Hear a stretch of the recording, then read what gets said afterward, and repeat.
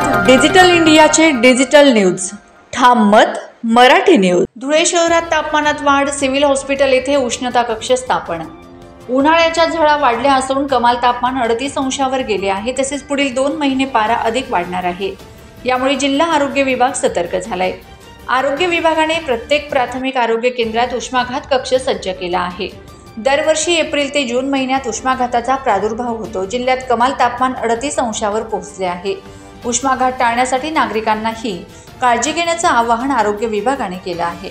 उन्हाळ्याच्या काळात तापमानामुळे होणाऱ्या उष्माघातासारख्या समस्यांवर तातडीने उपचार करण्यासाठी धुळे शहरातील सिव्हिल हॉस्पिटलमध्ये उष्माघात कक्ष तयार करण्यात आलाय, अशी माहिती डॉक्टर रवींद्र सोनवणे यांनी दिली।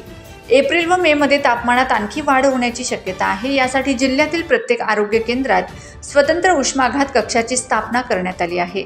उष्माघाताने होणाऱ्या धोक्यांपासून लोकांना वाचवणे आणि त्यांना योग्य उपचार मिळवून देण्यासाठी हे उपयुक्त ठरणार आहे। ठाम मत मराठी न्यूजसाठी सोपान देसले, धुळे। मी डॉक्टर रवी सोनवणे, अतिदक्षता विभाग प्रमुख, भूलतज्ञ वर्ग 1, जिल्हा रुग्णालय धुळे।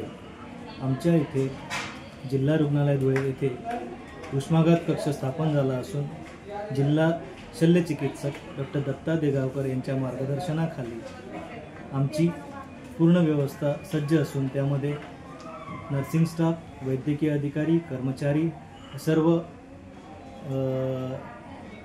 साधनसामग्री सज्ज असून उष्माघाताचे येणारे रुग्ण हाताळण्यास सर्व यंत्रणा सुसज्ज आहे।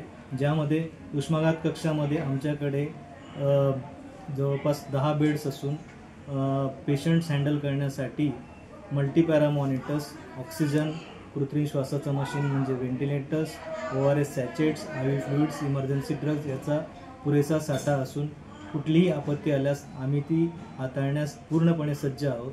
तरी धुळे जिल्ह्यातील नागरिकांना नम्र आवाहन करतो की उष्माघाताचे लक्षणं असलेले जर रुग्ण आढळलेस, उदाहरणार्थ उलटी, मळमळ, चक्कर, अशक्तपणा जाणवणे अशी काही लक्षणं जाणवल्यास तात्काळ जिल्हा रुग्णालयातील अतिदक्षता विभाग येथे संपर्क साधावा।